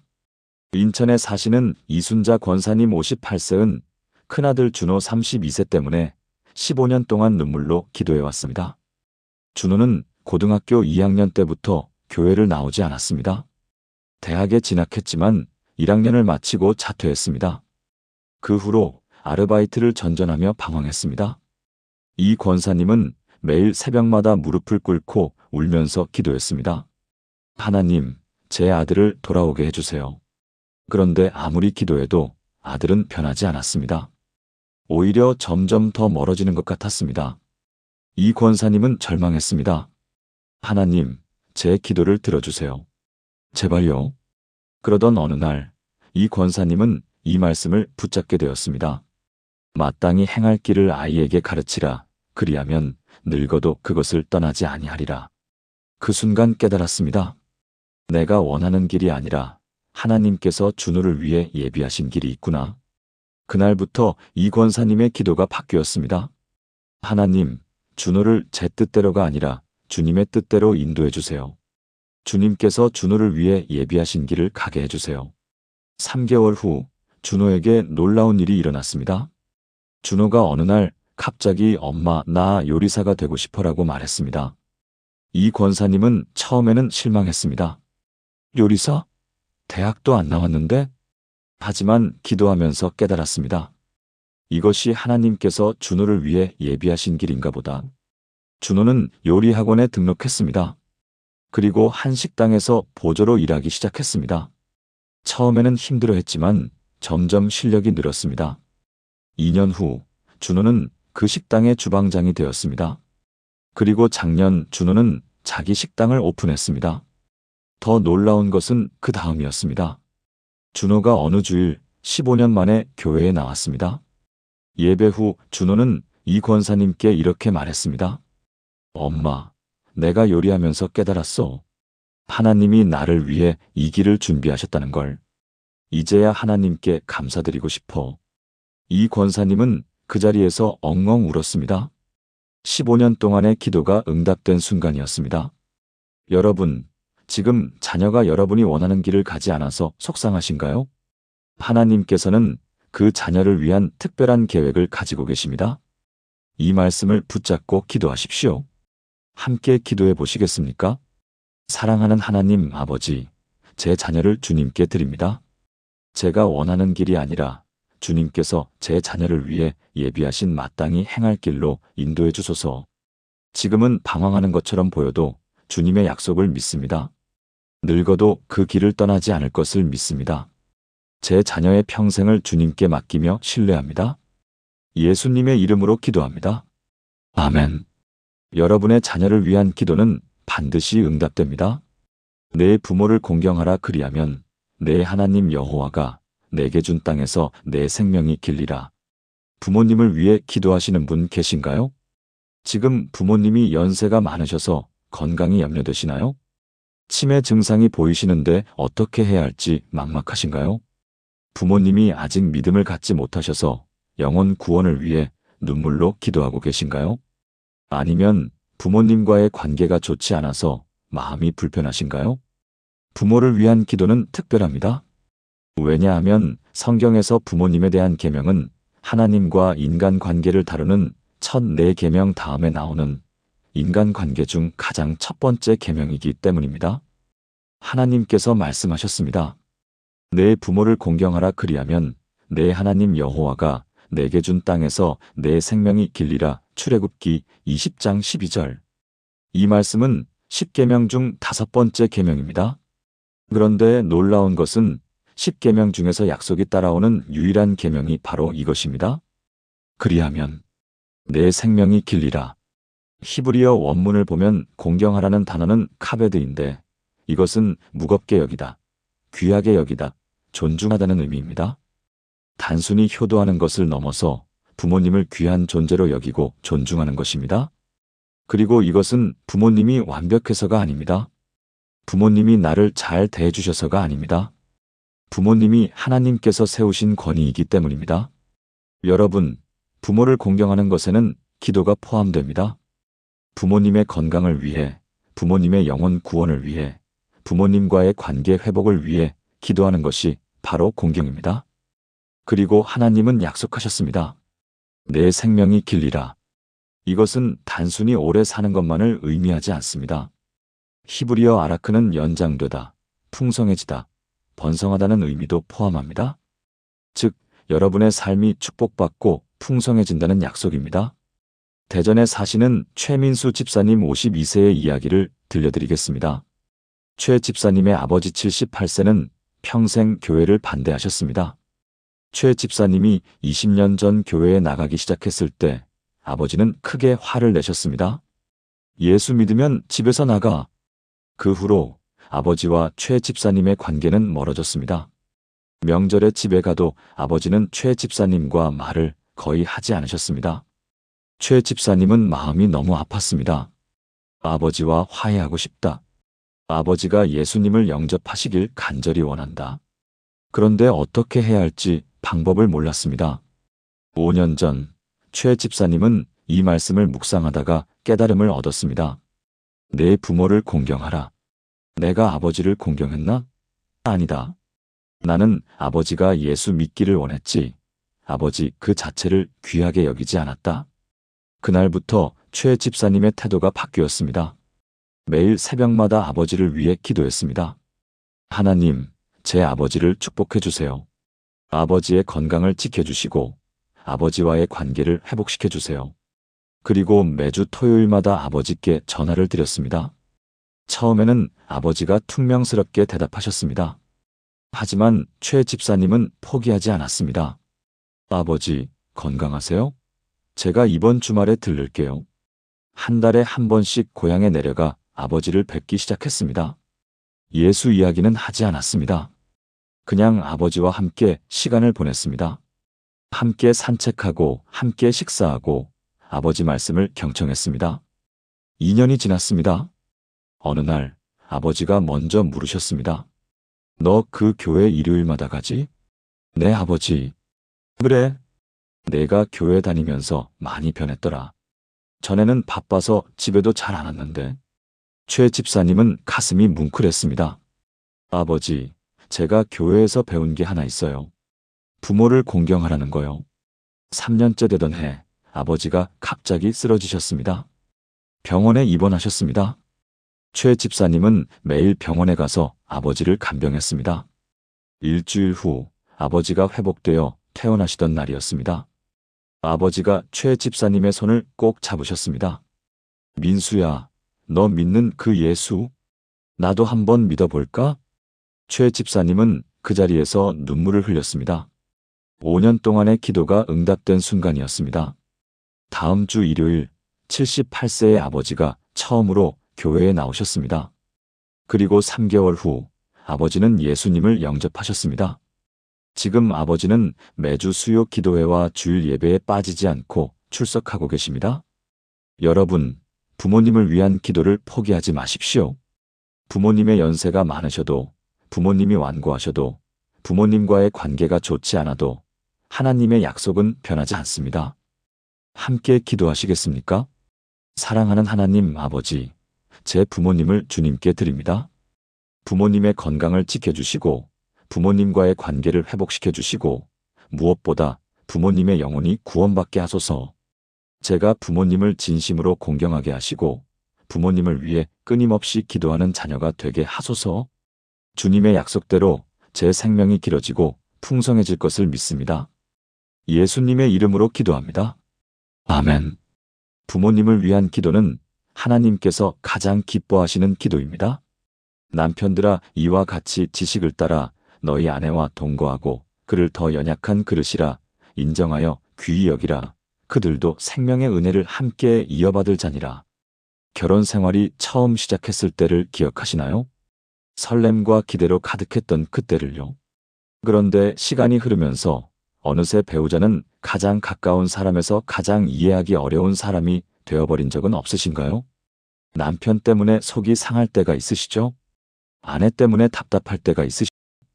말 한마디에 서로 상처 주고 작은 일로 다투고 점점 대화가 줄어들고 마음의 거리가 멀어지는 것 같은 느낌이 드실 때가 있으시죠? 그런데 여러분, 배우자를 위해 진심으로 기도해 보신 적이 있으신가요? 하나님, 우리 남편을 변화시켜 주세요라는 기도가 아니라 하나님, 우리 남편을 축복해 주세요라는 진심 어린 기도 말입니다. 성경은 배우자를 대하는 태도에 대해 명확하게 말씀하십니다. 남편들아, 이와 같이 지식을 따라 너희 아내와 동거하고 그를 더 연약한 그릇이라 인정하여 귀히 여기라. 그들도 생명의 은혜를 함께 이어받을 자니라. 베드로전서 3장 7절. 이 말씀은 남편들에게 주신 말씀이지만 배우자를 대하는 근본 원리는 남편과 아내 모두에게 적용됩니다. 귀히 여기라. 이것이 핵심입니다. 헬라어 원문을 보면 귀히 여기다는 팀에인데 이것은 귀한 가치로 대하다, 존귀하게 섬기다는 의미입니다. 배우자를 하나님께서 내게 주신 가장 귀한 선물로 대하는 것입니다. 그리고 생명의 은혜를 함께 이어받을 자라는 표현을 보십시오. 배우자는 단순히 함께 사는 동반자가 아닙니다. 영원한 생명의 은혜를 함께 나누는 하나님 앞에서 하나 된 존재입니다. 그렇다면 우리가 배우자를 위해 기도할 때 어떻게 기도해야 합니까? 하나님, 저 사람 좀 고쳐주세요가 아니라 하나님, 제 배우자를 축복하시고 귀하게 사용해 주세요라고 기도해야 합니다. 광주에 사시는 박정숙 집사님 47세과 남편 이재훈 씨 49세의 이야기입니다. 결혼 20년 차, 이들 부부는 사실상 별거 상태였습니다. 같은 집에 살지만 대화가 거의 없었습니다. 아침에 남편이 출근할 때 다녀오세요도 하지 않았습니다. 저녁에 남편이 퇴근해도 각자 방에서 시간을 보냈습니다. 박 집사님은 남편이 너무 무관심하다고 생각했습니다. 집에 와도 나한테 관심이 없어. 애들한테도 관심이 없어. 그냥 일만 하고 TV만 봐. 남편 이재훈 씨는 아내가 너무 잔소리가 심하다고 생각했습니다. 뭘 해도 만족을 몰라. 내가 돈 벌어오는 것도 고맙게 생각 안 해. 둘 다 상대방을 비난했습니다. 둘 다 상대방이 먼저 변해야 한다고 생각했습니다. 박 집사님은 교회에 다녔지만 남편을 위한 기도는 하지 않았습니다. 솔직히 남편을 위해 기도하고 싶지도 않았습니다. 2년 전 박 집사님은 신방온 목사님께 고민을 털어놓았습니다. 목사님, 저희 부부는 끝난 것 같아요. 이혼은 안 하겠지만 그냥 남남처럼 살 것 같아요. 목사님이 이 말씀을 나눠주셨습니다. 집사님, 남편을 귀히 여기고 계십니까? 남편을 위해 기도해 보셨습니까? 박 집사님은 솔직히 대답했습니다. 아니요. 귀할 게 뭐가 있어요? 기도는 무슨요? 목사님이 말씀하셨습니다. 집사님, 한번 시도해 보세요. 30일 동안 매일 남편을 위해 기도해 보세요. 남편의 변화를 구하는 게 아니라 남편의 축복을 위해 기도해 보세요. 박 집사님은 반신반의했지만 시작했습니다. 매일 새벽 5시 30분 무릎을 꿇고 남편을 위해 기도했습니다. 처음 일주일은 형식적이었습니다. 하나님, 우리 남편 축복해 주세요. 그게 전부였습니다. 그런데 2주째부터 기도가 달라지기 시작했습니다. 남편의 힘든 점이 보이기 시작했습니다. 회사에서 스트레스가 많구나. 책임감 때문에 무거운 짐을 지고 있구나. 3주째, 박 집사님은 눈물로 기도했습니다. 하나님, 우리 남편이 회사에서 힘들어하고 있어요. 남편에게 힘을 주시고 지혜를 주세요. 남편의 일이 잘 되게 해주세요. 30일째 되던 날, 박 집사님은 깨달았습니다. 내가 변해야 하는구나. 남편이 변하는 게 아니라. 그날 저녁, 박 집사님은 20년 만에 처음으로 남편이 퇴근하자마자 따뜻하게 맞이했습니다. 여보, 수고했어요. 밥 먹어요. 남편은 깜짝 놀랐습니다. 응. 어색했지만 함께 식사했습니다. 그날 밤, 남편이 처음으로 물었습니다. 당신, 무슨 일 있어? 아니, 그냥 당신이 고생하는 게 보여서. 남편의 눈이 촉촉해졌습니다. 그 후로 조금씩 변화가 시작되었습니다. 박 집사님은 매일 남편을 위해 기도했습니다. 6개월 후, 남편이 교회에 나오기 시작했습니다. 1년 후, 남편은 예수님을 영접했습니다. 지금 이 부부는 교회에서 부부 소그룹 리더로 섬기고 있습니다. 박 집사님은 간증합니다. 남편이 변한 게 아니에요. 제가 변했어요. 제가 남편을 위해 기도하기 시작하면서 제 마음이 변했고, 제 태도가 변했고, 그게 남편에게 전해진 거예요. 여러분, 배우자를 위해 기도하십시오. 배우자를 귀히 여기는 마음으로 기도하십시오. 함께 기도하시겠습니까? 사랑하는 하나님 아버지, 제 배우자를 주님께 드립니다. 제 배우자를 귀하게 여기고 사랑하게 하소서. 제 배우자의 일이 잘 되게 하시고 건강을 지켜주시고 마음의 평안을 주소서. 우리가 생명의 은혜를 함께 이어받는 한 몸임을 기억하며 서로를 위해 기도하는 부부가 되게 하소서. 예수님의 이름으로 기도합니다. 아멘. 배우자를 위한 기도는 결혼 생활을 회복시키는 가장 강력한 능력입니다. 그러므로 사람이 부모를 떠나 그의 아내와 합하여 그 둘이 한 육체가 될지니 부부 관계가 어렵다고 느끼신 적 있으신가요? 서로 사랑하는데도 자꾸 부딪히고 이해하려고 해도 이해가 안 되고 대화하려고 해도 대화가 안 되고 점점 서로에게서 멀어지는 것 같은 느낌을 받으신 적 있으신가요? 특히 결혼 생활이 10년, 20년 넘어가면서 열정은 식고 권태만 남은 것 같다고 느끼시나요? 아니면 큰 상처를 주고받아서 관계가 깨진 것 같으신가요? 그런데 여러분, 부부 관계는 하나님께서 만드신 가장 신비로운 관계입니다. 성경은 이렇게 선포합니다. 그러므로 사람이 부모를 떠나 그의 아내와 합하여 그 둘이 한 육체가 될지니. 에베소서 5장 31절.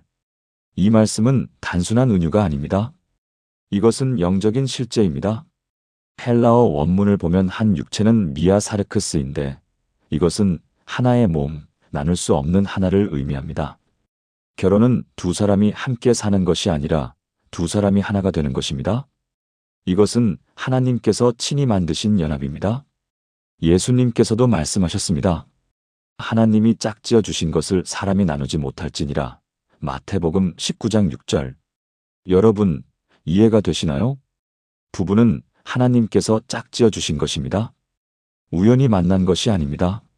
하나님께서 예비하신 짝입니다. 그렇다면 부부 관계가 어려울 때 우리는 어떻게 해야 합니까? 포기해야 합니까? 아닙니다. 기도해야 합니다. 하나님께서 만드신 관계를 하나님께 맡기고 기도해야 합니다. 서울에 사시는 김동현 집사님 55세과 아내 최미영 권사님 53세의 이야기를 들려드리겠습니다. 이 부부는 결혼 25년 차였지만 5년 전 큰 위기를 맞았습니다. 김 집사님이 사업에 실패하면서 빚이 3억 원 생겼습니다. 집을 팔아야 했습니다. 전세로 이사했습니다. 김 집사님은 좌절했습니다. 자존감이 바닥으로 떨어졌습니다. 아내를 대하기가 미안하고 부끄러웠습니다. 최 권사님도 힘들었습니다. 갑자기 생활이 어려워졌습니다. 파트타임 일을 시작해야 했습니다. 두 사람은 스트레스 때문에 자주 다투기 시작했습니다.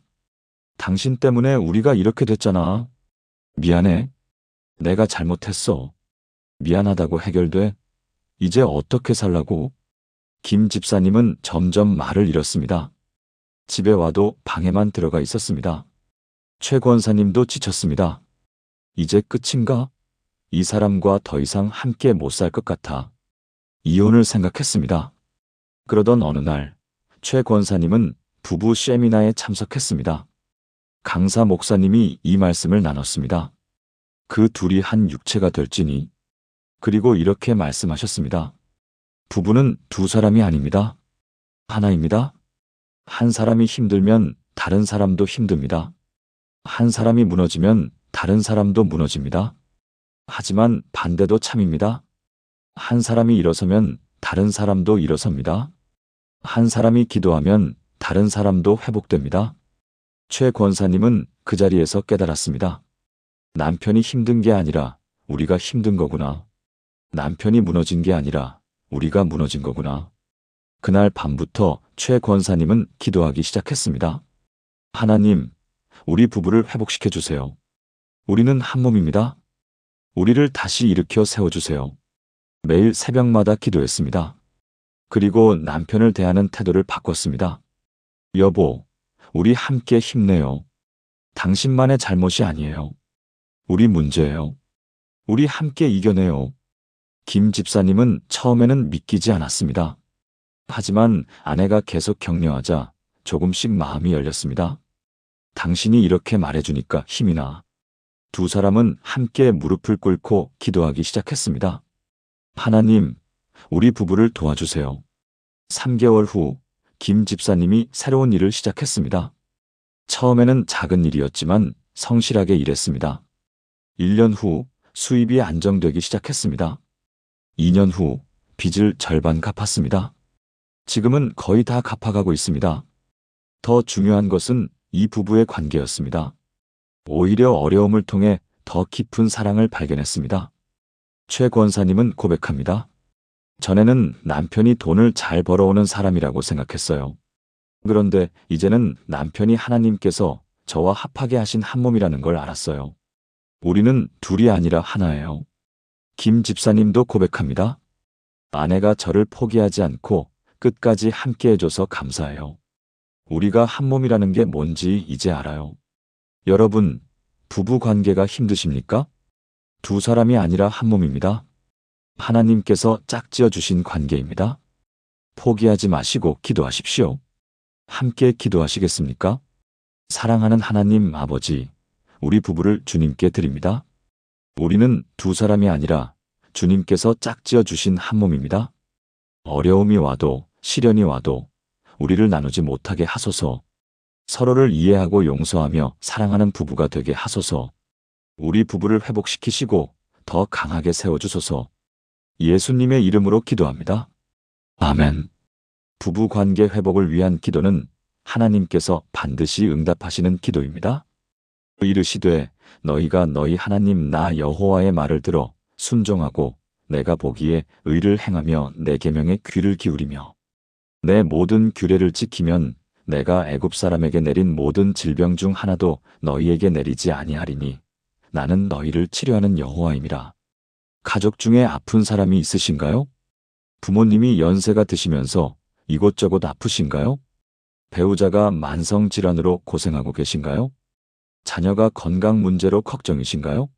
아니면 여러분 자신이 건강이 좋지 않아서 가족들에게 짐이 되는 것 같아 마음이 무거우신가요? 병원에 가고 약을 먹고 치료를 받는데도 낫지 않을 때 마음이 얼마나 답답합니까? 특히 사랑하는 가족이 아플 때 내가 대신 아팠으면 좋겠다는 생각 드실 때가 있지요. 그런데 여러분, 하나님은 치료하시는 분이십니다. 성경은 분명히 선포합니다. 나는 너희를 치료하는 여호와임이라. 출애굽기 15장 26절. 이 말씀은 이스라엘 백성들이 홍해를 건넌 후 광야에서 쓴 물을 만났을 때 하나님께서 주신 약속입니다. 하나님께서 쓴 물을 단물로 바꾸신 후 이렇게 말씀하셨습니다. 히브리어 원문을 보면 치료하는은 라파인데 이것은 단순히 병을 고치는 것뿐 아니라 회복시키다, 온전하게 하다, 새롭게 하다는 의미를 포함합니다. 하나님은 단순히 질병만 치료하시는 것이 아니라 온 몸과 마음과 영혼을 온전하게 회복시키시는 분이십니다. 그리고 여호와 라파는 하나님의 이름 중 하나입니다. 이것은 치료가 하나님의 본성이라는 의미입니다. 하나님은 치료하기를 원하십니다. 하나님은 여러분의 가족이 건강하기를 원하십니다. 그렇다면 우리는 어떻게 기도해야 합니까? 하나님, 병을 고쳐주세요라고만 기도하는 것이 아니라 여호와 라파, 치료하시는 하나님, 제 가족을 온전하게 회복시켜 주소서라고 선포하며 기도해야 합니다. 부산에 사시는 장혜숙 권사님 60세의 이야기를 들려드리겠습니다. 장 권사님의 남편 정철수 집사님 62세는 4년 전 암 진단을 받았습니다. 폐암 3기였습니다. 의사는 말했습니다. 수술을 해도 5년 생존율이 30% 정도입니다. 장 권사님은 하늘이 무너지는 것 같았습니다. 결혼 35년, 평생을 함께 살아온 남편이었습니다. 수술을 받았습니다. 항암 치료를 시작했습니다. 남편은 너무 힘들어했습니다. 토하고 머리카락이 빠지고 기운이 없어서 누워만 있었습니다. 장 권사님도 지쳤습니다. 병원과 집을 오가며 간병하는 것이 너무 힘들었습니다. 무엇보다 남편을 잃을 수도 있다는 두려움이 밤마다 엄습했습니다. 하나님, 제발 우리 남편을 살려주세요. 매일 울면서 기도했습니다. 그런데 6개월이 지나도 남편의 상태는 나아지지 않았습니다. 오히려 더 약해지는 것 같았습니다. 장 권사님은 절망했습니다. 이제 정말 끝인가? 그러던 어느 날, 장 권사님은 이 말씀을 묵상하게 되었습니다. 나는 너희를 치료하는 여호와임이라. 그 순간 깨달음이 왔습니다. 하나님의 이름이 치료하시는 하나님이구나. 하나님의 본성이 치료하심이구나. 그날부터 장 권사님의 기도가 바뀌었습니다. 여호와 라파, 치료하시는 하나님, 당신의 이름을 선포합니다. 우리 남편을 치료하소서. 온전하게 회복시켜 주소서. 매일 새벽 5시에 일어나 이 말씀을 붙잡고 기도했습니다. 병원에 갈 때마다 남편에게 이 말씀을 읽어주었습니다. 여보, 하나님은 당신을 치료하시는 분이에요. 우리 함께 믿어요. 남편도 함께 기도하기 시작했습니다. 3개월 후 놀라운 일이 일어났습니다. 정기 검진에서 암세포가 줄어들고 있다는 결과가 나왔습니다. 의사가 말했습니다. 이상하네요. 항암 치료에 이렇게 잘 반응하는 경우는 드문데요. 6개월 후 또 검진을 받았습니다. 암세포가 거의 보이지 않았습니다. 의사가 고개를 갸우뚱했습니다. 기적이네요. 계속 이 상태를 유지하시면 완치 판정을 받을 수 있습니다. 1년 후 정 집사님은 완치 판정을 받았습니다. 장 권사님은 그 자리에서 엉엉 울었습니다. 하나님 감사합니다. 정말 감사합니다. 지금 정 집사님은 건강하게 교회에서 봉사하고 계십니다. 암 투병 중인 환자들을 방문해서 격려하고 기도해주는 사역을 하고 계십니다. 정 집사님은 간증합니다. 하나님은 정말 치료하시는 분이세요. 제가 살아있는 증거예요. 장 권사님은 고백합니다. 제가 기도했기 때문에 남편이 나은 게 아니에요. 하나님의 이름이 여호와 라파시기 때문에 남편이 나은 거예요. 하나님의 본성이 치료하심이기 때문이에요. 여러분, 가족 중에 아픈 사람이 있으십니까? 하나님의 이름을 선포하십시오. 여호와 라파, 치료하시는 하나님. 함께 기도하시겠습니까? 사랑하는 하나님 아버지, 당신의 이름은 여호와 라파, 치료하시는 하나님이십니다. 제 가족의 질병을 치료하소서. 모든 아픔과 고통에서 회복시켜 주소서. 단순히 병만 고치시는 것이 아니라 온 몸과 마음과 영혼을 온전하게 회복시켜 주소서. 당신의 이름을 의지하며 치유를 선포합니다. 예수님의 이름으로 기도합니다. 아멘. 하나님은 여러분의 가족을 치료하실 것입니다. 나의 하나님이 그리스도 예수 안에서 영광 가운데 그 풍성한 대로 너희 모든 쓸 것을 채우시리라. 가족의 경제 때문에 밤잠을 설치신 적 있으신가요? 월급으로 생활비를 감당하기 어려우신가요? 자녀 교육비, 부모님 병원비, 집 대출 이자 때문에 빚이 늘어나고 계신가요? 사업이 어려워서 직원 월급 주기도 힘드신가요?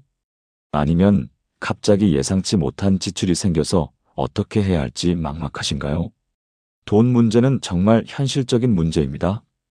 기도한다고 갑자기 돈이 생기는 것도 아니고 믿음만으로 빚이 사라지는 것도 아닙니다. 그래서 많은 그리스도인들이 경제 문제에 대해서는 기도하기를 주저합니다. 이런 걸 기도해도 되나? 이건 내가 열심히 일해서 해결해야 하는 거 아닌가? 그런데 여러분, 성경은 경제 문제에 대해서도 분명한 약속을 주셨습니다. 사도 바울은 이렇게 선포합니다. 나의 하나님이 그리스도 예수 안에서 영광 가운데 그 풍성한 대로 너희 모든 쓸 것을 채우시리라. 빌립보서 4장 19절. 이 말씀을 자세히 보십시오. 나의 하나님께서 친히 책임지신다는 것입니다. 그 풍성한 대로. 하나님의 풍성함은 무한합니다. 하나님은 부족함이 없으십니다. 너희 모든 쓸 것을, 여러분에게 필요한 모든 것을 의미합니다. 생활비, 교육비, 의료비, 모든 필요가 포함됩니다. 채우시리라. 이것은 약속입니다. 반드시 이루어질 것이라는 확신입니다. 헬라어 원문을 보면 채우다는 플레로오인데 이것은 완전히 채우다, 넘치도록 채우다는 의미입니다. 하나님은 딱 필요한 만큼만 주시는 것이 아니라 풍성하게 채워주십니다. 그렇다면 우리는 어떻게 기도해야 합니까? 하나님, 돈을 주세요가 아니라 하나님, 당신의 풍성함으로 우리 가족의 필요를 채워주소서라고 기도해야 합니다. 대구에 사시는 오성민 집사님 46세의 이야기를 들려드리겠습니다. 오 집사님은 3년 전 회사에서 명예퇴직을 당했습니다. 갑자기 수입이 끊겼습니다. 두 자녀가 대학생이었습니다. 등록금이 걱정이었습니다. 집 대출 이자도 갚아야 했습니다. 아내는 파트타임 일을 시작했지만 턱없이 부족했습니다. 오 집사님은 재취업을 시도했지만 쉽지 않았습니다. 나이가 많다는 이유로 계속 떨어졌습니다. 6개월이 지나자 저축했던 돈이 바닥났습니다. 오 집사님은 절망했습니다. 이제 어떻게 하나? 자녀들 학교를 그만두게 해야 하나? 하나님께 원망하는 마음도 들었습니다. 하나님, 제가 평생 교회 다니고 11조 드렸는데 왜 이렇게 하십니까? 그러던 어느 날, 오 집사님은 새벽 기도회에서 이 말씀을 듣게 되었습니다. 나의 하나님이 그리스도 예수 안에서 영광 가운데 그 풍성한 대로 너희 모든 쓸 것을 채우시리라. 목사님이 설교 중에 말씀하셨습니다. 여러분, 하나님은 여러분의 필요를 아십니다. 그리고 반드시 채워주실 것입니다. 포기하지 마십시오. 오 집사님은 그 말씀이 마음에 꽂혔습니다. 그래, 하나님이 채워주시겠지. 그날부터 오 집사님은 이 말씀을 붙잡고 기도하기 시작했습니다. 하나님, 당신의 풍성함으로 우리 가족의 필요를 채워주소서. 매일 새벽마다 이 말씀을 고백했습니다. 그리고 계속 재취업을 시도했습니다. 2개월 후 한 중소기업에서 연락이 왔습니다. 면접을 보러 갔습니다. 사장님이 오 집사님의 경력을 보고 관심을 보였습니다. 경험이 많으시네요. 우리 회사에 꼭 필요한 분이에요. 오 집사님은 그 회사에 입사했습니다. 연봉은 이전 회사의 70% 정도였지만 감사했습니다. 하나님 감사합니다. 6개월 후 오 집사님은 회사에서 인정받기 시작했습니다. 새로운 프로젝트를 맡았습니다. 프로젝트가 성공했습니다. 1년 후 사장님이 오 집사님을 임원으로 승진시켰습니다. 연봉이 이전 회사보다 더 높아졌습니다. 오 집사님은 눈물을 흘렸습니다. 하나님, 정말 감사합니다. 당신의 풍성함을 경험했습니다. 그런데 더 놀라운 일은 그 다음이었습니다. 큰아들이 장학금을 받게 되었습니다. 작은 딸도 학자금 대출을 받을 수 있게 되었습니다. 집 대출도 조건이 좋은 곳으로 전환할 수 있었습니다. 모든 것이 하나하나 해결되기 시작했습니다. 오 집사님은 간증합니다. 제가 이래서 돈을 번 것이 아니에요. 하나님께서 채워주신 거예요. 제가 한 것은 그냥 하나님의 약속을 믿고 기도한 것뿐이에요. 아내 박미경 권사님도 고백합니다. 그때 정말 힘들었어요. 그런데 하나님께서 우리의 모든 쓸 것을 채워주셨어요. 딱 필요한 때에 딱 필요한 만큼 아니, 그 이상으로 채워주셨어요. 여러분, 가족의 경제 문제로 걱정하고 계신가요? 하나님의 풍성함을 의지하십시오. 함께 기도하시겠습니까? 사랑하는 하나님 아버지, 당신은 풍성하신 하나님이십니다. 우리 가족의 모든 필요를 아시는 하나님이십니다. 당신의 풍성한 대로 우리 가족의 모든 쓸 것을 채워주소서. 생활비, 교육비, 의료비, 모든 경제적 필요를 채워주소서. 우리가 당신의 공급하심을 경험하게 하소서. 예수님의 이름으로 기도합니다. 아멘. 하나님은 여러분 가족의 경제를 반드시 책임지실 것입니다. 이르되 주 예수를 믿으라 그리하면 너와 내 집이 구원을 받으리라. 이것이 가장 중요한 기도입니다. 가족이 건강하고 경제적으로 풍요롭고 관계가 좋아도 구원받지 못하면 무슨 소용이 있겠습니까?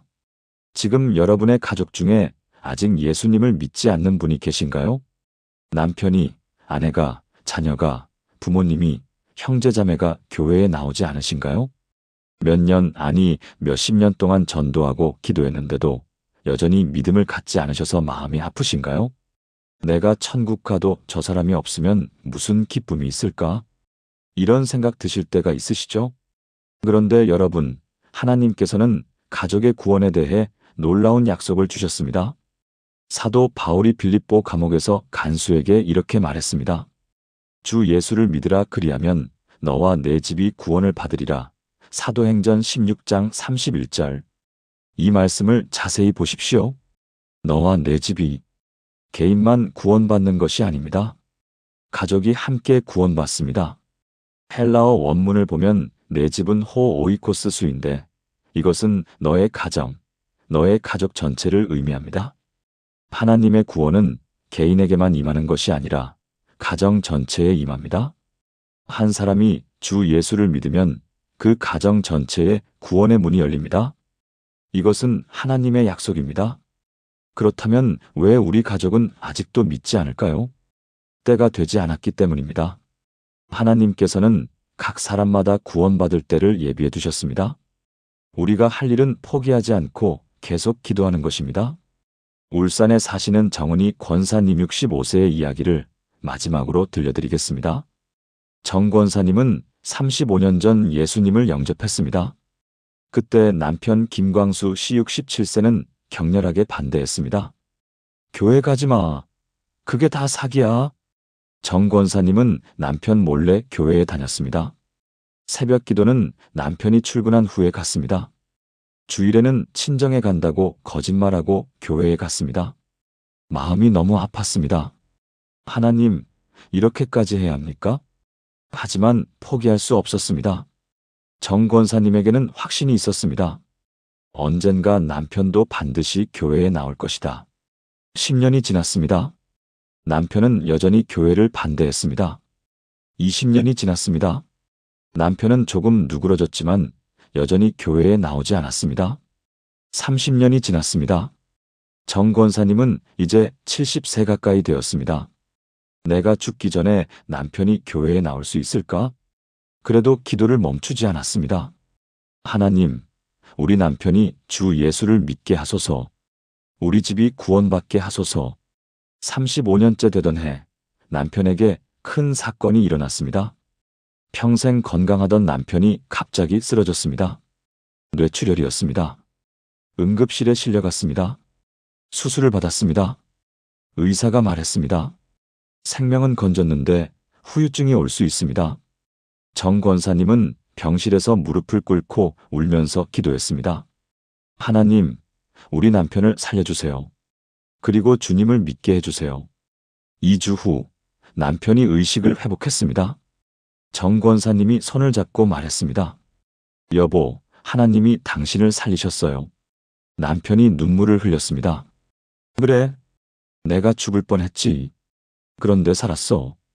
퇴원 후 남편이 처음으로 말했습니다. 여보, 나도 당신 따라 교회 한번 가볼까? 정 권사님은 믿을 수 없었습니다. 35년 만에 처음 듣는 말이었습니다. 정말? 응. 하나님이 정말 있는지 나도 확인해 보고 싶어. 다음 주일 67세의 김광수 씨가 처음으로 교회에 발을 들여놓았습니다. 예배를 드렸습니다. 남편이 눈물을 흘렸습니다. 이게 이런 거였구나. 여보, 미안해. 35년 동안 반대해서 미안해. 3개월 후 김광수 씨는 예수님을 영접했습니다. 6개월 후 침례를 받았습니다. 지금 이 부부는 함께 교회에서 봉사하고 계십니다. 노부부 소그룹 리더로 섬기고 있습니다. 김 집사님은 간증합니다. 35년 동안 아내가 저를 위해 기도했대요. 저는 몰랐어요. 이제야 알았어요. 하나님께서 저를 포기하지 않으셨다는 걸요. 정 권사님은 눈물로 고백합니다. 35년이 길었지만 후회하지 않아요. 하나님의 약속은 반드시 이루어져요. 너와 내 집이 구원을 받으리라. 이 말씀이 참말이에요. 여러분, 가족의 구원을 위해 기도하십시오. 10년이 걸려도, 20년이 걸려도, 30년이 걸려도 포기하지 마십시오. 하나님의 약속은 반드시 이루어집니다. 함께 기도하시겠습니까? 사랑하는 하나님 아버지, 제 가족의 구원을 위해 기도합니다. 주 예수를 믿으라 그리하면 너와 내 집이 구원을 받으리라는 약속을 붙잡습니다. 아직 믿지 않는 제 가족이 주 예수를 믿게 하소서. 그들의 마음을 여시고 그들의 영혼을 깨우시고 그들에게 구원의 은혜를 부어주소서. 제가 포기하지 않고 끝까지 기도하게 하소서. 우리 집이 구원받을 것을 믿습니다. 예수님의 이름으로 기도합니다. 아멘. 여러분의 가족은 반드시 구원받을 것입니다. 사랑하는 성도 여러분, 지금까지 7가지 말씀을 나눴습니다. 이제 이 모든 말씀을 하나로 엮어 함께 기도하겠습니다. 여러분도 무릎을 꿇고 함께 기도해 주시겠습니까? 전능하신 하나님 아버지, 오늘 이 시간 제 가족을 위한 기도를 드립니다. 오늘 주신 7가지 말씀을 감사드립니다. 자녀를 위한 약속, 부모를 위한 계명, 배우자를 위한 지혜, 부부 관계의 신비, 건강을 위한 치유, 경제를 위한 공급, 그리고 구원을 위한 확신을 감사드립니다. 주님, 제가 고백합니다. 제 자녀는 주님께서 마땅히 행할 길로 인도하실 것을 믿습니다. 지금은 방황하는 것처럼 보여도 늙어도 그 길을 떠나지 않을 것을 믿습니다. 제 부모님을 공경하며 부모님의 건강과 구원을 위해 기도합니다. 제 생명이 길어지고 풍성해질 것을 믿습니다. 제 배우자를 귀하게 여기며 우리가 생명의 은혜를 함께 이어받는 한 몸임을 고백합니다. 우리 부부는 하나님께서 짝지어 주신 한 육체이며 누구도 나눌 수 없음을 선포합니다. 여호와 라파, 치료하시는 하나님, 제 가족의 모든 질병을 치료하소서. 단순히 병만 고치시는 것이 아니라 온 몸과 마음과 영혼을 온전하게 회복시켜 주소서. 주님의 풍성한 대로 우리 가족의 모든 쓸 것을 채워주소서. 경제적 필요, 물질적 필요, 모든 필요를 채워주소서. 무엇보다 주님, 아직 주 예수를 믿지 않는 제 가족이 구원받게 하소서. 너와 내 집이 구원을 받으리라는 약속을 붙잡고 선포합니다. 우리 집 전체가 주님께 돌아오게 하소서. 제가 이 7가지 말씀을 매일 붙잡고 기도하게 하소서. 아침에 일어나면 이 말씀으로 하루를 시작하고 밤에 잠들기 전 이 말씀으로 하루를 마무리하게 하소서. 제 가족을 위한 기도를 멈추지 않게 하소서. 주님께서 제 가족을 사랑하시는 것처럼 저도 제 가족을 사랑하게 하소서. 이 모든 약속이 주님의 신실하심으로 반드시 이루어질 것을 믿습니다. 제 가족에게 기적이 일어날 것을 믿습니다. 제 가족이 주님의 영광을 드러내는 가정이 될 것을 믿습니다. 살아계신 예수 그리스도의 이름으로 기도합니다. 아멘. 사랑하는 성도 여러분, 오늘 함께 나눈 가족을 위한 기도의 7가지 말씀을 기억하시나요? 첫째, 자녀를 위한 기도입니다. 마땅히 행할 길을 아이에게 가르치라. 그리하면 늙어도 그것을 떠나지 아니하리라. 둘째, 부모를 위한 기도입니다. 내 부모를 공경하라. 그리하면 내 생명이 길리라. 셋째, 배우자를 위한 기도입니다. 배우자를 귀히 여기며 생명의 은혜를 함께 이어받는 자로 대하라. 넷째, 부부관계 회복을 위한 기도입니다. 그 둘이 한 육체가 될지니 하나님이 짝지어 주신 것을 사람이 나누지 못하리라. 다섯째, 가족의 건강을 위한 기도입니다. 나는 너희를 치료하는 여호와라. 여섯째, 가족의 경제를 위한 기도입니다. 나의 하나님이 그 풍성한 대로 너희 모든 쓸 것을 채우시리라. 일곱째, 가족의 구원을 위한 기도입니다. 주 예수를 믿으라 그리하면 너와 내 집이 구원을 받으리라. 이 7가지 말씀을 매일 붙잡고 기도하십시오. 오늘 김경희 집사님의 이야기로 시작했죠. 3개월 만에 가족 전체에 기적이 일어났습니다. 인천의 이순자 권사님은 15년 동안 아들을 위해 기도했고 아들이 돌아왔습니다. 대전의 최민수 집사님은 5년 동안 아버지를 위해 기도했고 아버지가 예수님을 영접하셨습니다. 광주의 박정숙 집사님은 30일 동안 남편을 위해 기도했고 부부 관계가 회복되었습니다. 서울의 김동현 집사님 부부는 함께 기도하며 위기를 극복했습니다. 부산의 장혜숙 권사님은 남편의 암 완치를 경험했습니다. 대구의 오성민 집사님은 경제적 어려움에서 풍성한 공급을 받았습니다. 울산의 정은희 권사님은 35년 만에 남편이 교회에 나오는 기적을 보았습니다. 여러분의 가족에게도 이런 기적이 일어날 것입니다. 포기하지 마십시오. 계속 기도하십시오. 하나님의 약속은 반드시 이루어집니다. 오늘 이 말씀이 여러분의 마음에 닿았다면 좋아요를 눌러주시고 댓글로 우리 가족을 위해 기도합니다라고 고백해 주세요. 그리고 이 말씀이 더 많은 가정에 전해질 수 있도록 공유 부탁드립니다. 여러분의 가족에게 하나님의 축복이 넘치기를 기도합니다.